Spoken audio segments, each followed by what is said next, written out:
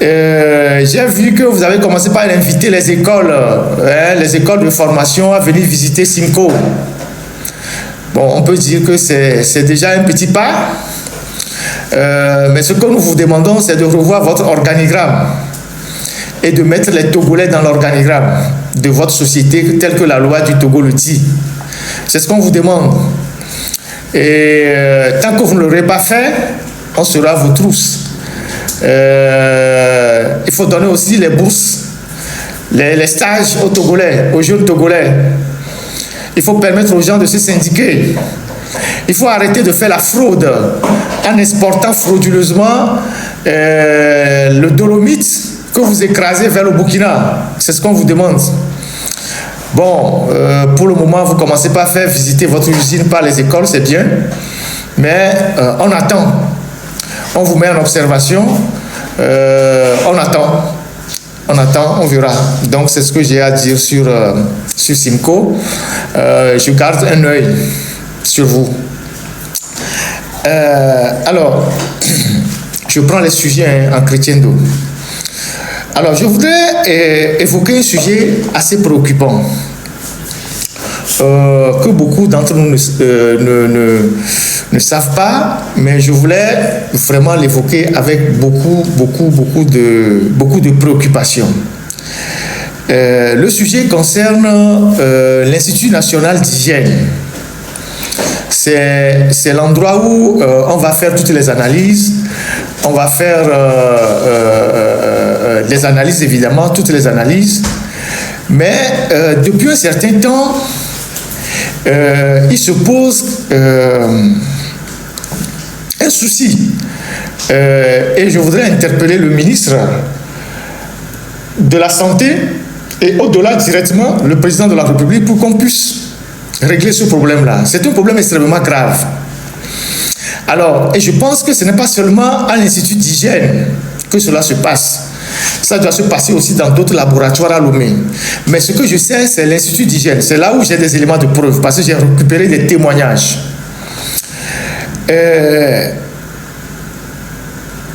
Au niveau de l'Institut d'hygiène à Lomé, il y a de plus en plus de fausses analyses. Des analyses dont les résultats ne sont pas corrects. Et ça met en danger la vie des patients. Je ne sais pas à quoi cela est dû. Si c'est le manque de matériel performant, si c'est des erreurs humaines, si c'est je ne sais pas, si c'est de la négligence, mais à l'Institut national d'hygiène, la seule structure que le Togo a, c'est-à-dire l'État togolais a, pour faire des analyses, des dépistages, pour permettre aux médecins de soigner correctement des patients, si cette structure n'est pas fiable, si cette structure n'est pas gérée avec une certaine rigueur, c'est que la vie des gens est en danger. Et ce que je vais dire aujourd'hui, ça concerne les analyses pour les groupes sanguins. Les analyses sur les groupes sanguins.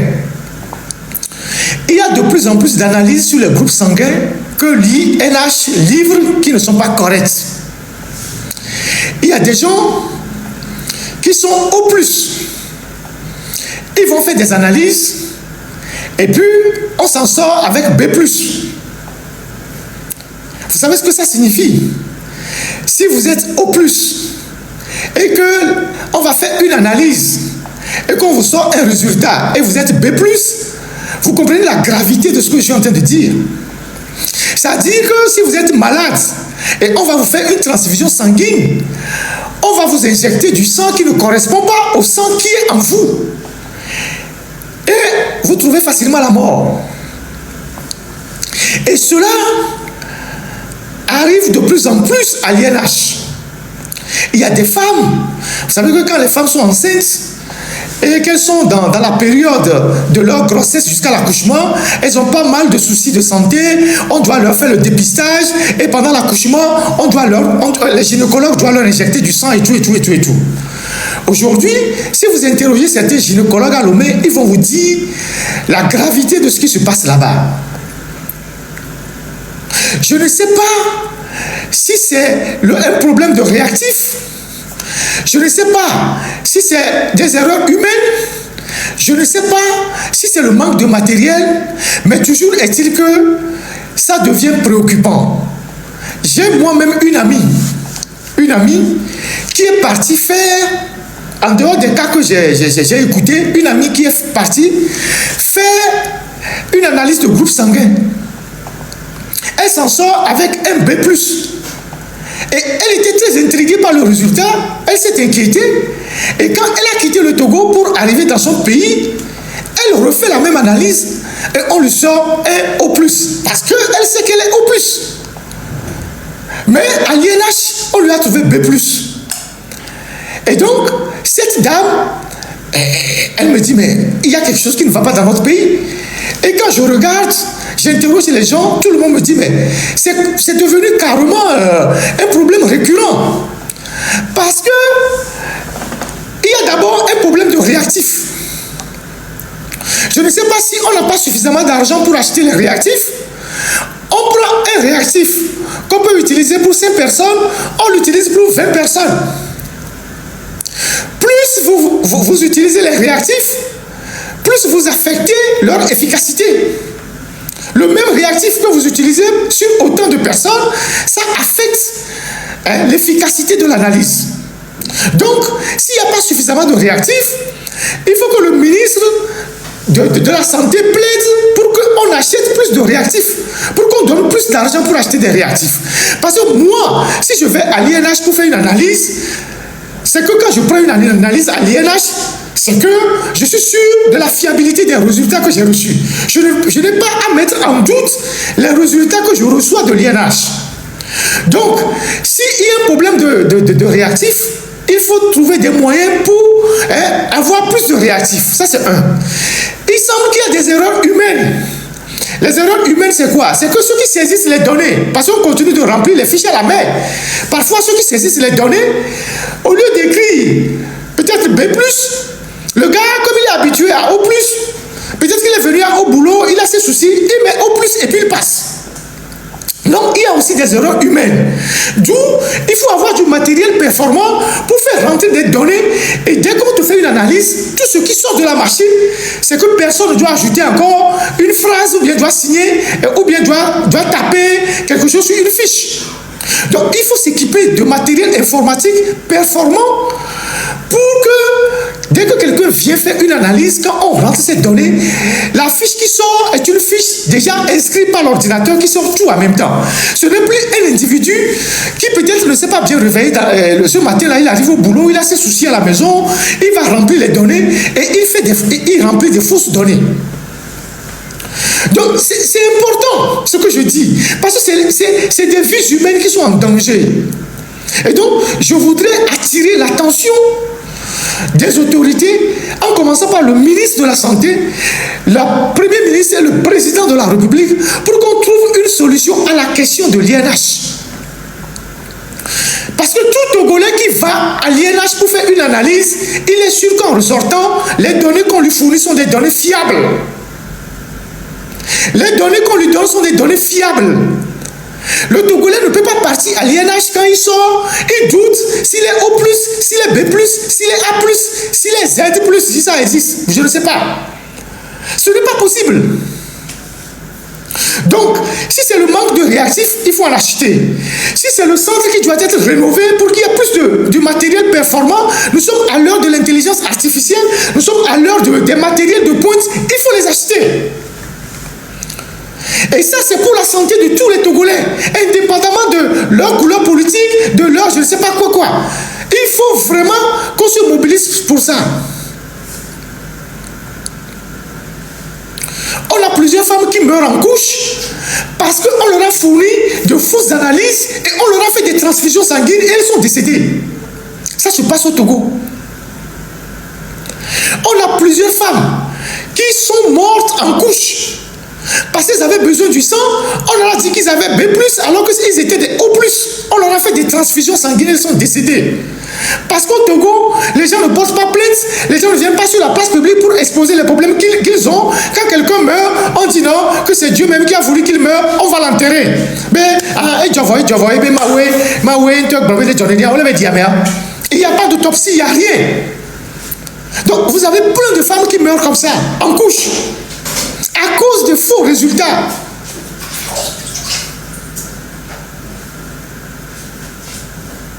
Donc j'espère que ce que je dis là, ça ne tombe pas dans les oreilles de je ne sais pas quoi, des oreilles de sourds.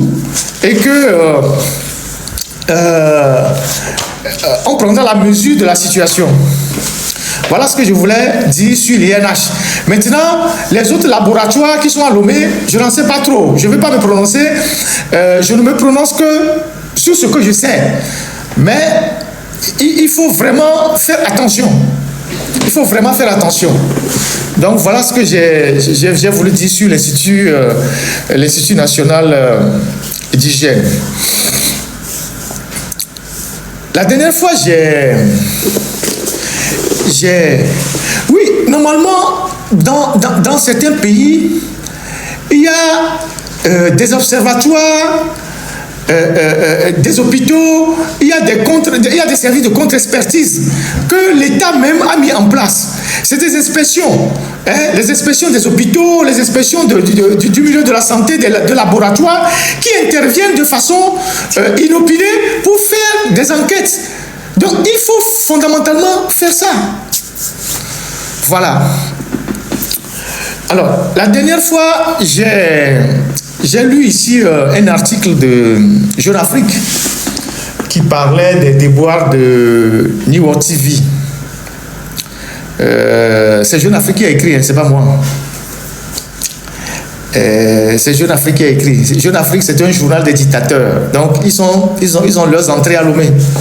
C'est eux qui écrivent souvent pour magnifier Fonya Sibé. Mais ils savent mieux que moi que New World TV, c'est pour Fonya Sibé. C'est eux qui ont écrit qu'ils ont des problèmes. Moi, j'ai lu l'article. J'ai mis ma touche aussi un peu dedans. Bagli. Les gens sont rentrés en transe à Lomé. Ça commence par raconter des histoires partout. Mais est-ce que ce que Jeune Afrique a dit, c'est faux? Pourquoi vous ne répondez pas à Jeune Afrique? C'est à moi. C'est moi qui ai devenu votre tête de turc.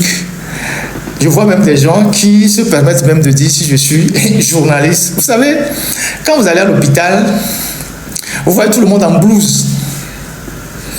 Et les naïfs, quand ils voient tout le monde en blouse, ils appellent tout le monde docteur. Ils appellent le brancardier docteur, le garde-malade docteur, le sage-femme docteur. Ils appellent tout le monde docteur.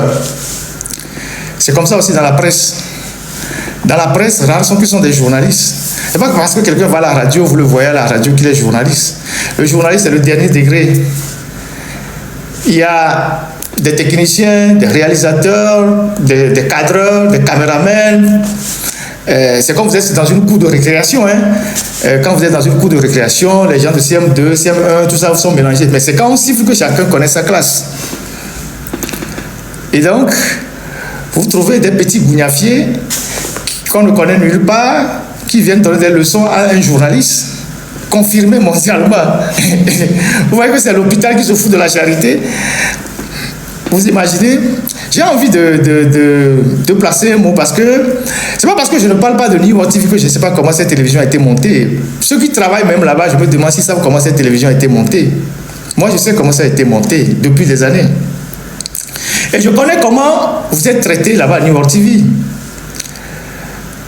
Vous ne pouvez pas dire que vous êtes une télévision panafricaine avec un chiffre d'affaires de 85 millions d'euros et vous payez des salaires de 40 000, 60 000 francs, rares sont ceux qui gagnent 100 000, et que parce que vous payez même des salaires de misère, que certains agents là-bas ne veulent même pas que l'argent transite par la banque parce que la banque va enlever 1000 francs et c'est une perte pour eux. Donc vous leur donnez de l'argent main à main. Et vous dites que vous êtes une télévision alternative aux médias occidentaux et on s'en prend à vous. C'est parce que vous êtes un média alternatif aux médias occidentaux que vous payez mal vos employés, que vous payez aux gens des salaires de misère, que vous ne les déclarez pas à la caisse de sécurité sociale, qui n'ont pas d'assurance, que vous les payez moins que le SMIC. C'est ça votre alternative aux médias occidentaux? C'est parce que vous êtes une alternative aux médias occidentaux que vous payez les gens le 15 du mois prochain au lieu de les payer à la fin du mois. Le salaire de misère que vous leur payez même 15 après. La semaine passée, vous avez payé vendredi. C'est vendredi que vous avez fait le virement à 19h53. Le 14 mars, C'est à 19h53 que vous avez fait le virement. Les maigres salaires, les 50 000, les 60 000, c'est à 19h53 que vous avez fait le virement la nuit. Quand les sorciers se promènent, que vous faites vos virements.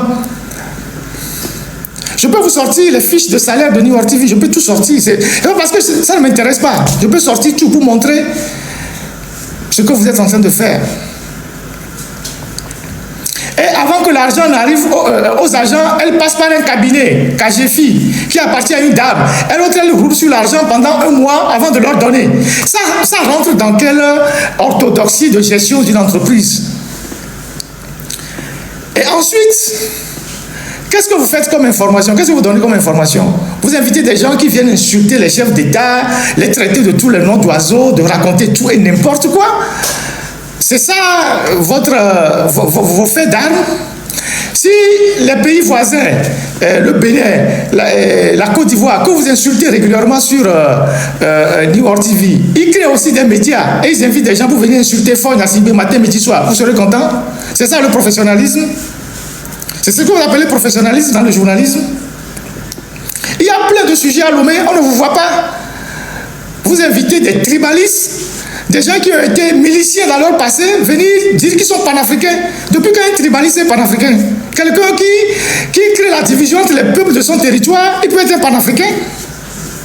Depuis quand un tribaliste est un panafricain?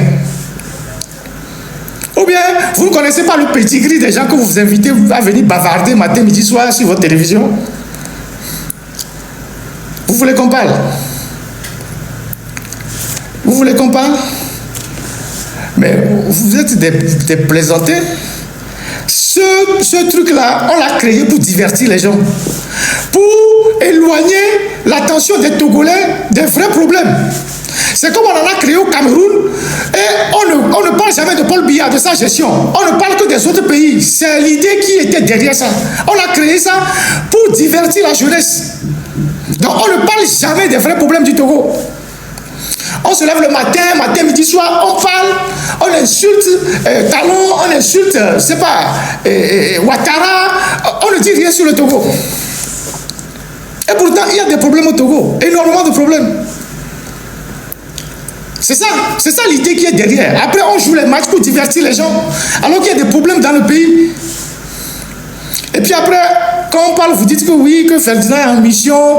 Qu'est-ce que vous racontez bien souvent? Qu'il est en mission pour les impérialistes. Qu'est-ce que vous mettez dans l'impérialisme? C'est quoi vos conneries? Moi, quand j'étais au Togo, là, j'étais le journaliste qui dénonçait le plus la politique française au Togo. Vous savez pas? Vous avez vu un journaliste qui était au Togo qui dénonçait beaucoup plus la politique française au Togo. C'est pas au Togo qu'un ambassadeur français s'est levé, il allait à la HAC pour fermer mon journal. Vous avez une fois vu ça? Vous avez une fois vu ça dans la diplomatie? Un ambassadeur, il se lève, il va à la HAC pour faire fermer un journal. Vous avez une fois vu ça dans la diplomatie?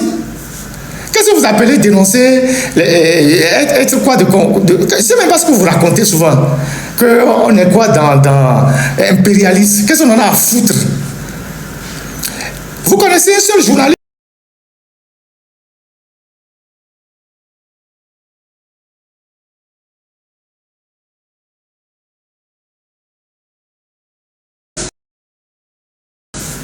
qui est autant dénoncé Bolloré que moi, Ferdinand.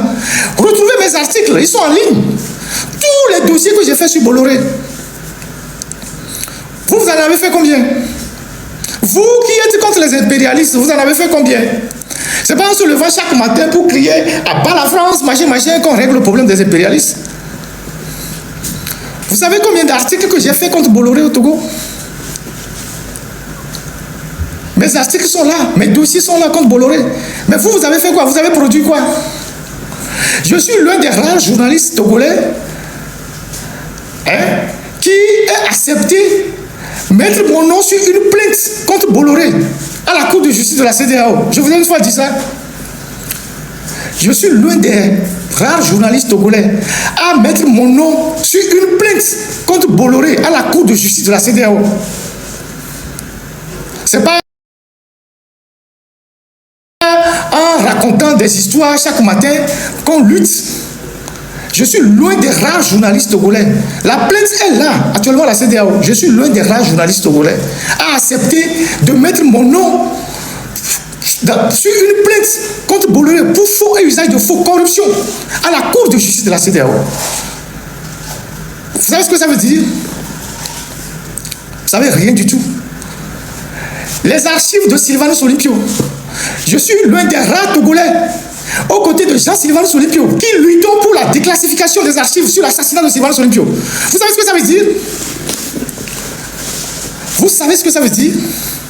Je suis l'un des rares Togolais qui s'est engagé aux côtés de Jean-Sylvanus Olympio pour lutter pour la déclassification des archives sur l'assassinat de Sylvanus Olympio. Qui le fait? On le fait en France, on le fait aux États-Unis.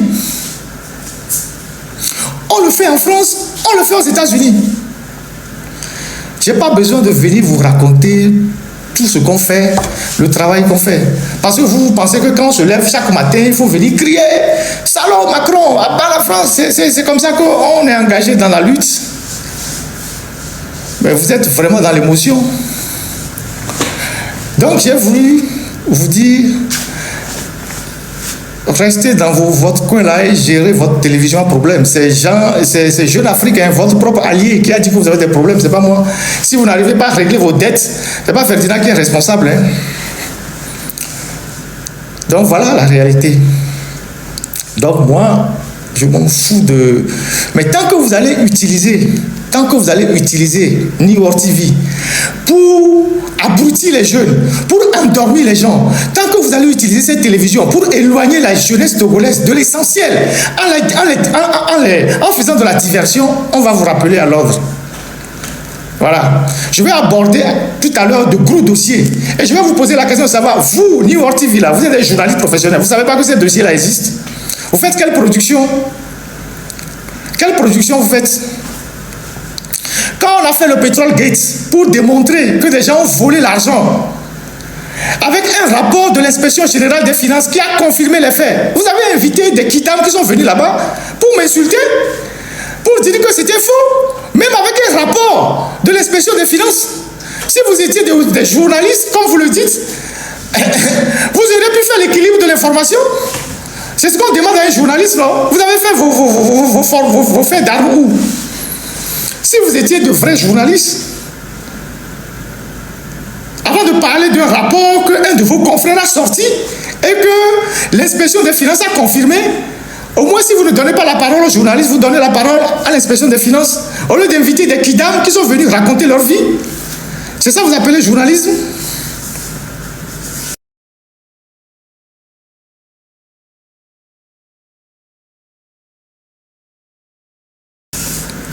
Ne faites pas que j'invite les Togolais à se désabonner de votre télévision. Hein. Je suis capable de le faire. Je peux le faire. Vous connaissez l'impact que j'ai dans le pays. Je peux le faire. Donc, faites très attention. Voilà, je passe. Alors, l'exclusion des 43 élèves de la région des plateaux. L'exclusion des 43 élèves dans la région des plateaux par la direction régionale de l'éducation. Ça fait couler beaucoup d'encre, de salive et de tout ce que vous pouvez savoir. Chacun est allé de son commentaire. Et moi, je voudrais placer rapidement un mot pour qu'on passe à des sujets plus costauds. Est-ce que l'exclusion de ces élèves-là, qu'on accuse d'avoir enceinté des filles, est-ce qu'elle est légale? Est-ce que l'exclusion de ces élèves-là, est-ce que c'est légal? Je dis oui, c'est légal. Parce que c'est conforme à la loi. Et je vais vous lire tout à l'heure la loi. Mais est-ce que c'est juste? Est-ce que cette exclusion est juste? Je dis non. Est-ce qu'elle est légale? Je dis oui. Mais est-ce qu'elle est juste? Je dis non. Qu'elle soit légale ou juste, je vais donner mon point de vue tout à l'heure. Et quand je parle de l'égalité, c'est par rapport à la loi, hein, c'est par rapport à la loi. Et je vais vous lire ce que la loi dit. Il y a une loi qui a été adoptée à l'Assemblée nationale, qui comporte 42 articles. Elle a été délibérée le 29 novembre 2022, signée de la présidente Madame Yawa Tchegan-Tibori. Alors, qu'est-ce que la loi dit? Qu'est-ce que la loi dit? La loi dit ceci. La loi dit...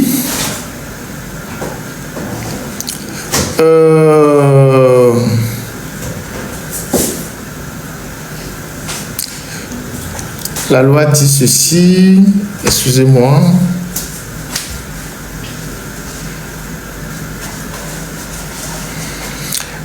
Voilà.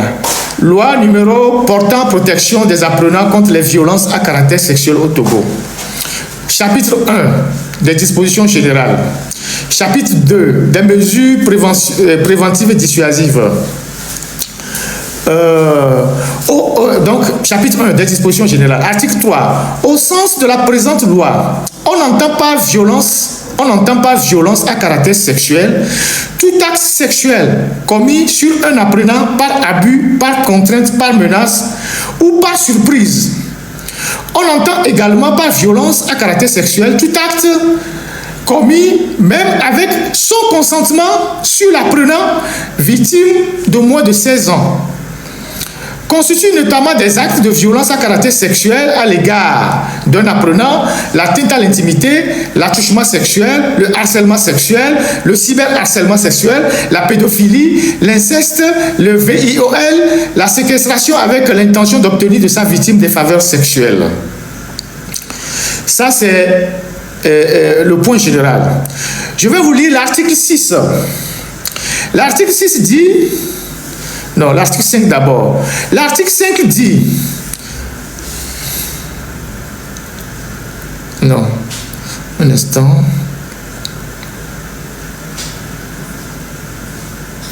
L'article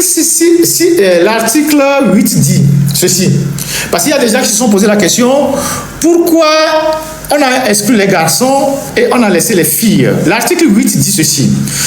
Toute apprenante enceinte, c'est-à-dire une fille enceinte, a le droit de poursuivre ses études si elle le souhaite.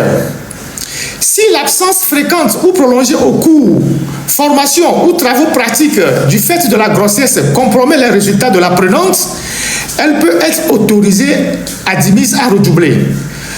Toute sanction ou mesure prise en violation des dispositions du présent article est contraire aux intérêts de l'apprenante, est nulle et de plein droit. Maintenant, je vais aller un peu plus loin. Je vais lire les articles, après on va faire les commentaires. Article 35. Je pense 35.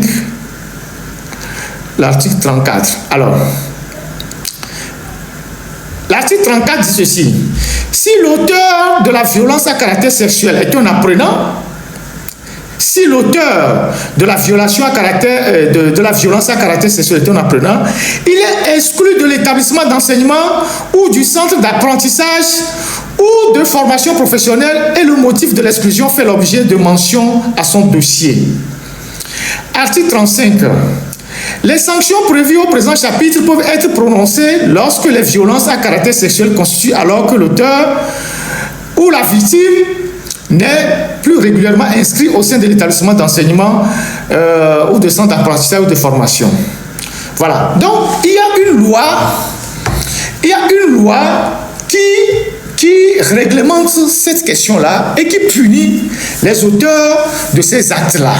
Et donc, sur la base de cette loi, qui n'a pas été suffisamment diffusée, donc les gens ne sont pas au courant, la sanction, elle est légale. Parce que la loi dit, si tu enceintes quelqu'un, on t'exclut de l'école. Mais on laisse la fille continuer. Ça a été bien explicité. Maintenant, est-ce que la sanction, elle est juste? Est-ce qu'elle est juste? Là, il y a débat. Pour plusieurs raisons. Il y a débat parce que je ne sais pas par quelle méthode on a pu identifier que c'est X qui a enceinté Y. Je ne sais pas par quelle méthode. on a pu identifier que c'est X qui a forcément enceinté Y.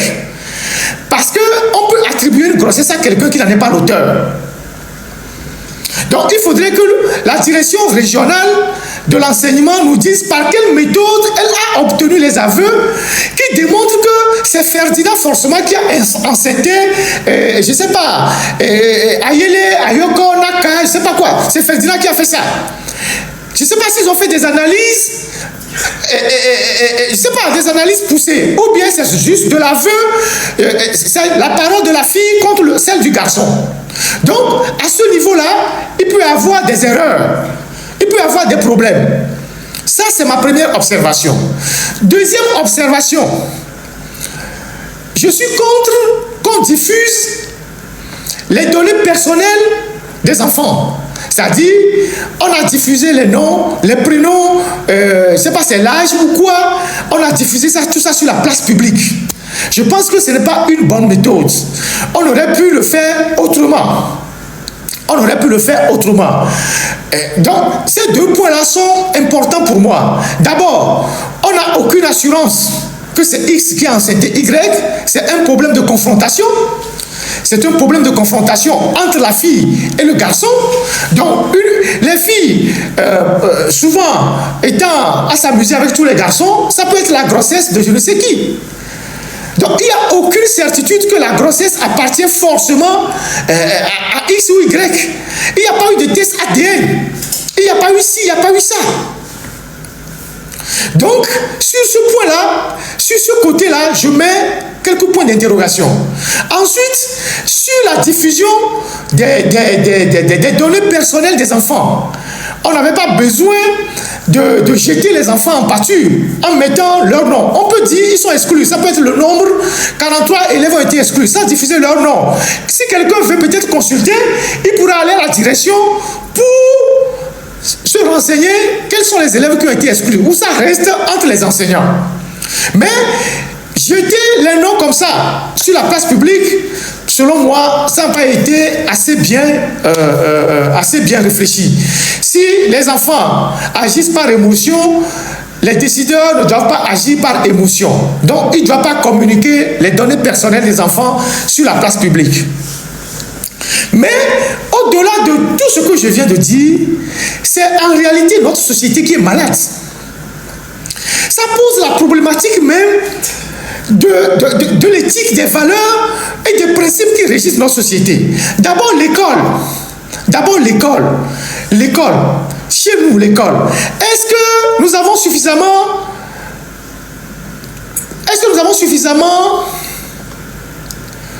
tout ce qu'il faut pour faire épargner les élèves, même dans les localités les plus éloignées? Dans les localités les plus éloignées, est-ce que nous avons des bibliothèques? Est-ce que nous avons des centres de loisirs? Est-ce que nous avons je ne sais pas, est-ce qu'on a pris toutes les dispositions pour faire en sorte que les élèves s'épanouissent en dehors des heures de cours? Parce que dans les villages, vous avez des gens qui ont déjà un certain âge. Sur cette liste-là, vous avez vu un gars qui est en 6e, qui a enceinté une fille. Donc, vous avez des gens qui sont déjà d'un certain âge. Aujourd'hui, nous sommes à l'ère de l'informatique. On est à l'Internet. Où sont les bibliothèques? Où sont les salles informatiques? Où sont les lieux de loisirs? Les terrains de football? Où sont ça? Parce que le gars qui est à Badou, là-bas, où il fait froid, très froid à Badou, sur la montagne là-bas, quand il revient de l'école, il va au champ. Quand il revient du champ, il n'a pas de loisirs. Il a quoi? Mais s'il n'a pas de loisirs, pour atténuer son froid, il saute sur une fille. C'est ça la réalité qu'il faut sortir.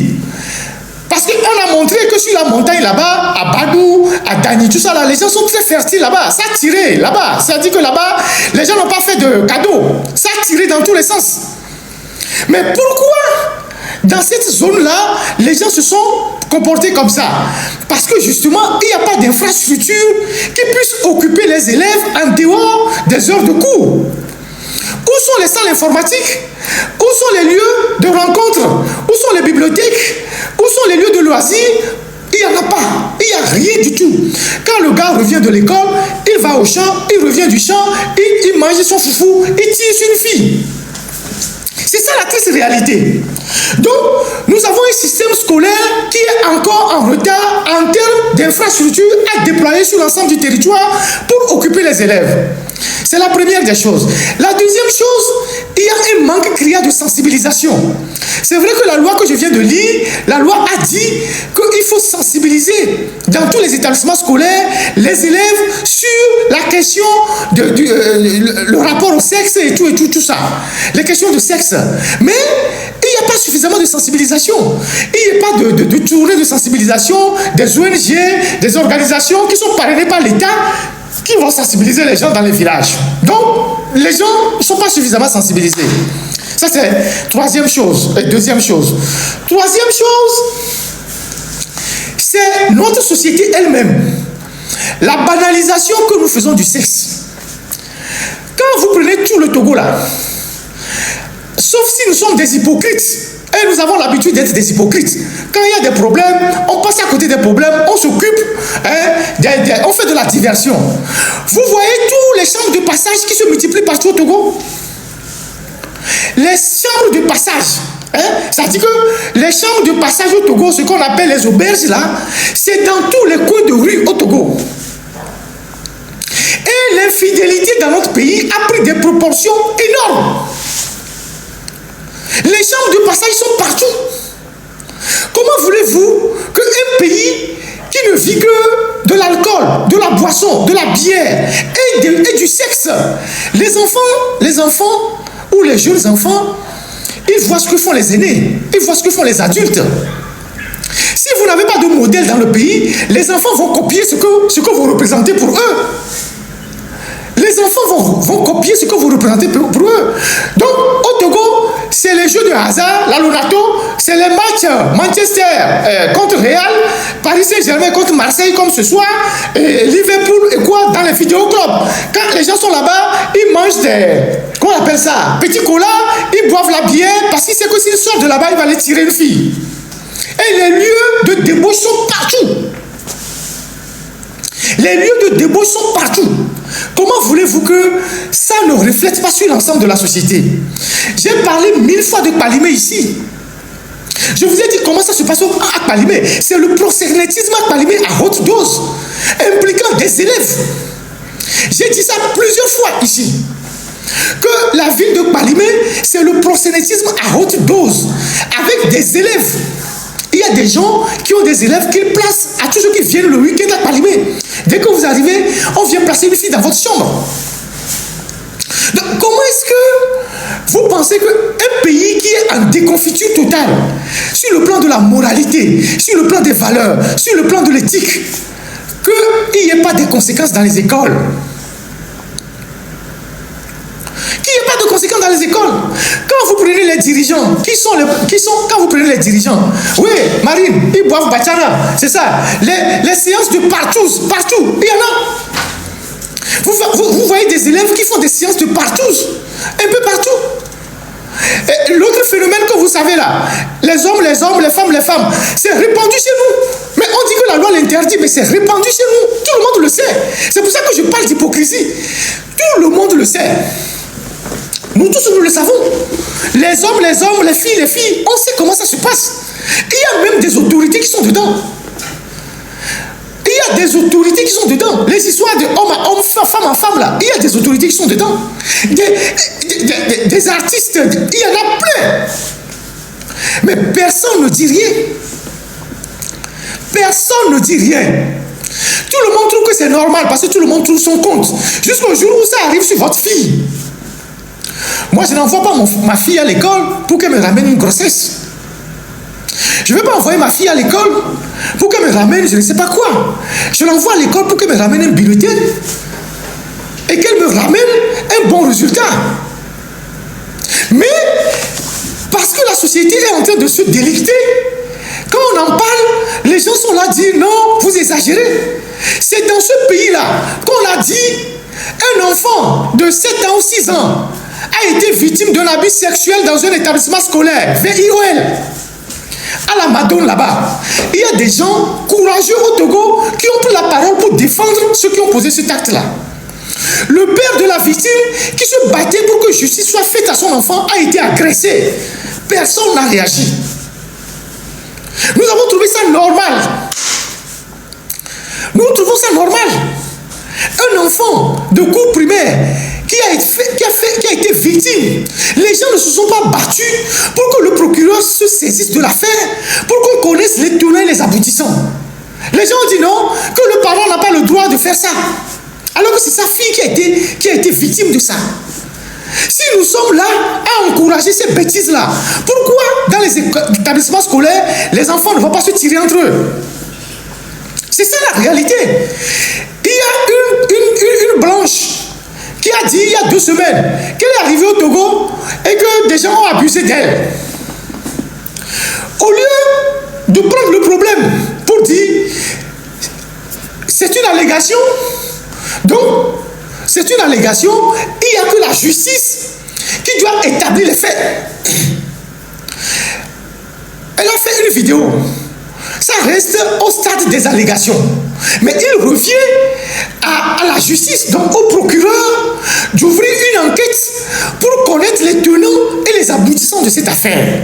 Parce que c'est la société qui est en danger si on a des individus dans la société qui se livrent à ces genres d'actes. Les gens ont plutôt brocardé la blanche en disant qu'elle exagère, que même si elle a eu ça, c'est avec son consentement. Vous savez pas qu'il y a des abus par consentement? Vous savez pas qu'il y a des VIOL par consentement? Vous savez ce qu'on appelle abus de faiblesse? Vous savez ce qu'on appelle abus de faiblesse? Les gens ont plutôt pris la parole pour dire oui, elle exagère, si elle a été, je ne sais pas quoi, c'est sa faute. Vous savez pas ce qu'on appelle abus de faiblesse? Si nous avons un pays où la justice travaille, c'est le procureur qui devait se saisir de cette affaire pour situer l'opinion sur ce qui s'est réellement passé. Et si la dame a menti, le procureur conclut son enquête et donne un non-lieu. Et celui qui a été accusé peut poursuivre la dame pour dénonciation calomnieuse. C'est comme ça qu'une république fonctionne. C'est comme ça qu'un pays fonctionne. Mais on a laissé le tribunal populaire condamner la dame en disant oui, c'est elle-même qui est allée au Togo. Si elle a écarté ses culs, c'est que quelqu'un est rentré dedans. C'est sa responsabilité. On n'en a rien à foutre. On n'en a rien à foutre. Donc nous cautionnons le mal. Nous cautionnons tout ce qui est mauvais. Et quand ça arrive maintenant à des proches, à des gens dans nos familles, on est surpris, on est scandalisé.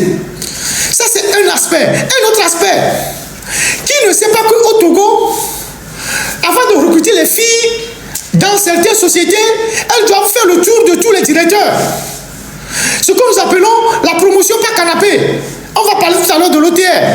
Les dégâts qui se passent à l'OTR. Qui ne sait pas que les femmes sont harcelées régulièrement au Togo, dans les services, dans l'administration, dans l'administration publique, parapublique, dans les sociétés privées.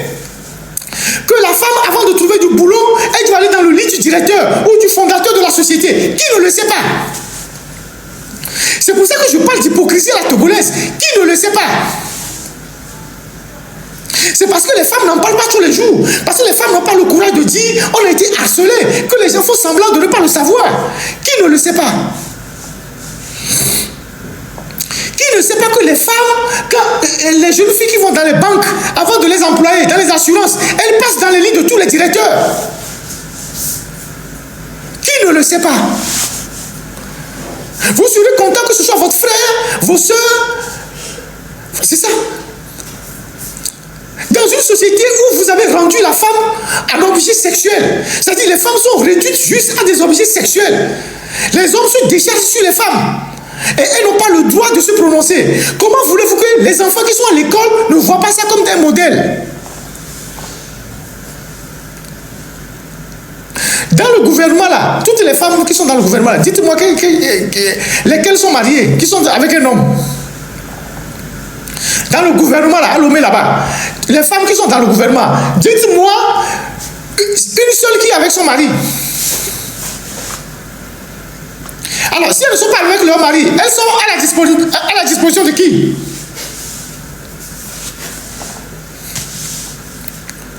Si elles ne sont pas avec leur mari, elles sont à la disposition de qui?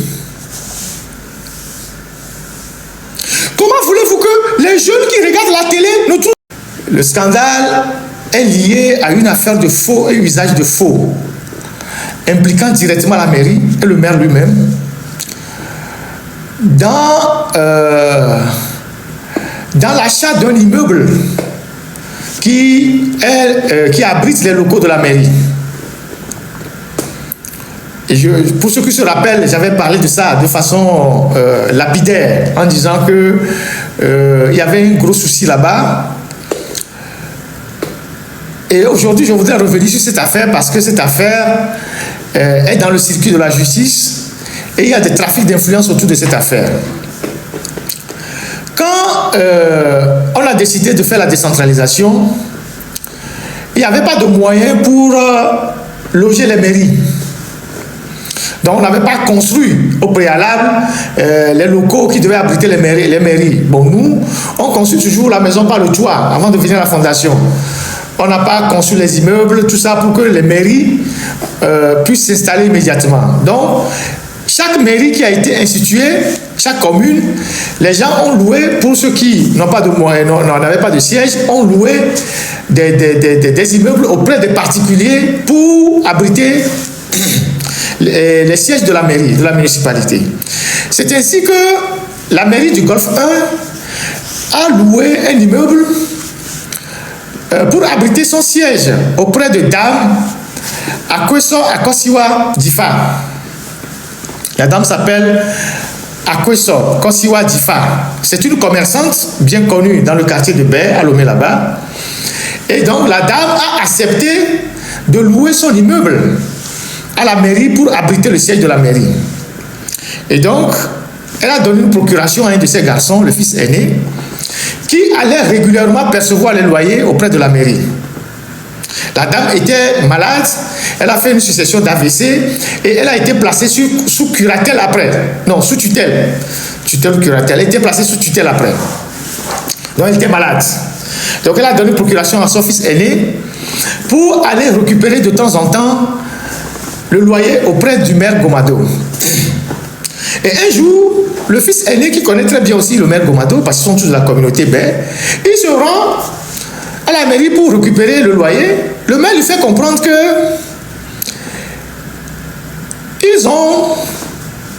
lui il a acheté l'immeuble. Et il lui sort un reçu pour lui dire que lui il a acheté l'immeuble. Et l'immeuble lui a été vendu par une dame qui s'appelle Madame Beaune. Madame Beaune, c'est une Française qui vit en France, qui ne vient même pas au Togo, dont l'époux ou le compagnon s'appelle Moladja. C'est qui Moladja? Moladja, c'est le bar au Tsunami, au niveau de la Vepozo, côté plage. C'est le propriétaire du bar. Et ce Moladja est un ami intime à un des fils de la dame qui se trouve, je crois, en Angleterre. Donc le maire fait comprendre au fils aîné, qui est son interlocuteur auprès de la famille, que lui, il a acheté l'immeuble. Voilà les reçus. Le fils aîné me dit, mais vous ne pouvez pas acheter l'immeuble. C'est pas possible. Vous l'avez acheté l'immeuble auprès de qui? Le maire dit que lui, il a acheté l'immeuble auprès de Madame Beaune. Et Madame Beaune a acheté l'immeuble auprès de la famille et de la famille. Donc, une Française qui vit en France achète un immeuble au Togo et le revend à la mairie. Et donc, l'affaire étant tellement rocambolesque, la famille saisit la justice. Et je rappelle un fait très grave. Le maire dit avoir acheté l'immeuble à 350 millions. À qui il a versé l'argent, on ne sait pas. 350 millions qu'on a débloqué des comptes de la mairie pour acheter l'immeuble. Donc, la famille saisit la justice. Et ce qui est grave, c'est que en deux mois, après l'achat de l'immeuble, on a fait le titre foncier. La mairie a fait le titre foncier sur l'immeuble en 2 mois. Est-ce que de vous à moi, à Lomé là-bas, on fait un titre foncier en 2 mois? La mairie a fait un titre foncier en 2 mois sur l'immeuble. En 2 mois. 2 mois. C'est-à-dire, depuis le reçu de vente, l'acte notarial, la réquisition, le bornage contradictoire, tout ça, en 2 mois, je ne dis pas 2 ans, 2 mois, la mairie a fait le titre foncier sur l'immeuble. Donc, la famille saisit la justice. Et comme ils ont utilisé des méthodes de voyous, la justice, le tribunal de première instance à Lomé a annulé la vente. Le tribunal de première instance à Lomé a annulé la vente. C'est-à-dire, a donné raison à la famille, a annulé la vente et a annulé le titre foncier qu'ils ont fait en 2 mois. Au moins pour une fois, la justice au Togo a pu décider correctement. Ils ont annulé ça. Et donc, la mairie fait appel. Ils vont à la cour d'appel. La cour d'appel confirme la décision du tribunal de première instance, c'est-à-dire donne toujours raison à la famille. Entre-temps, la dame qui a fait plusieurs AVC, elle décède. Elle décède et quand la cour d'appel, elle décède pendant que le dossier était à la cour d'appel. Donc la cour d'appel confirme la décision du tribunal de première instance.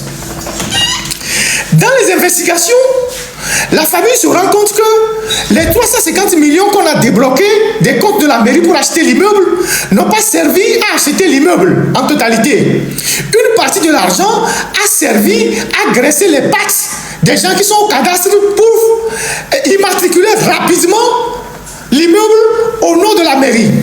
Donc, ils sont allés au cadastre, ils ont mouillé les gens, comme on sait le dire au Togo, ils ont graissé les pattes des gens pour que rapidement on puisse leur faire le titre foncier sur l'immeuble, parce que la dame étant faible, étant malade, il voulait rapidement prendre la possession de l'immeuble. La famille a mis tout ça dans le dossier. Donc, quand la cour d'appel confirme la décision, la mairie se pourvoit en cassation. La mairie se pourvoit en cassation. Et quand la mairie va en cassation, au niveau de la Cour suprême, le président de la Cour suprême,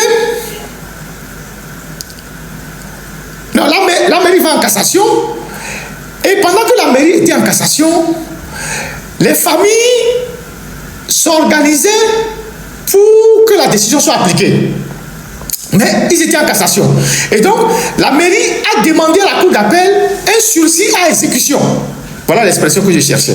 Donc, à la Cour suprême, la mairie a introduit un sursis à exécution de la décision. Le président de la Cour d'appel, la Cour suprême, ayant vu la gravité du dossier, rejette le sursis à exécution, la demande de sursis à exécution. Donc, la décision est exécutoire.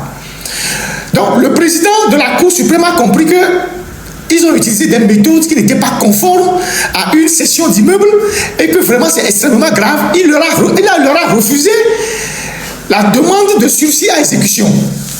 Parce que les méthodes qu'ils ont utilisées n'étaient pas bonnes. Donc, quand le président a rejeté la demande de sursis à exécution, la famille s'apprêtait pour aller expulser la mairie, pour reprendre ses biens, quand Gomado a été nommé ministre. Quand Gomado est passé de maire à ministre. Donc, quand Gomado est passé de maire à ministre, il utilise maintenant son titre de ministre pour peser sur le cours de la décision judiciaire, de la décision de la justice. Il fait maintenant du trafic d'influence en tant que ministre. Normalement, il est ministre de l'aménagement du territoire. Donc, il devait normalement s'occuper de tout le désordre qu'il y a dans le pays et tout ça, aménager le territoire, on ne l'a jamais vu. Mais il est dans les affaires de double vente, de faux, usage de faux et tout ça. Donc, il réintroduit une nouvelle demande. Il réintroduit une nouvelle demande de sursis à exécution. Donc, avec son titre de ministre maintenant, il réintroduit une nouvelle demande de sursis à exécution. Et la même Cour suprême, qui avait rejeté sa première demande, en argumentant, en donnant les moyens, l'argumentation nécessaire, maintenant la même Cour suprême lui donne le sursis à exécution. En évoquant toujours, mais il ne change pas de moyens. C'est-à-dire, le dossier n'a pas connu d'évolution, il n'y a pas de nouveaux éléments, mais la même Cour suprême qui avait rejeté sa demande à exécution maintenant lui accorde le sursis à exécution. Et les familles sont dans l'embarras en disant mais le gars a fait du faux et usage du faux, il s'est accaparé d'un immeuble qui ne lui appartient pas. Maintenant qu'il est devenu ministre, il veut influencer la justice pour qu'on ne puisse pas appliquer une décision de la justice et continuer pas à jouir d'un immeuble qui ne lui appartient pas. Voilà le Togo dans lequel on est. Donc, il faut que Faure Gnassingbé demande les comptes à son ministre. Parce qu'on ne peut pas avoir des gens qui font faux et usage de faux et qui sont dans des postes de responsabilité au gouvernement. Et ça, c'est un dossier que vous pouvez consulter à la justice. La famille allait, première instance. La justice, non seulement a annulé la vente, mais a annulé le titre foncier qu'ils ont fait frauduleusement en 2 mois. Ils sont allés à la cour d'appel. La cour d'appel a confirmé la décision. Ils vont maintenant en cassation. Vous savez que à la Cour suprême ne tranche pas sur le fond. Il tranche sur les moyens de droit.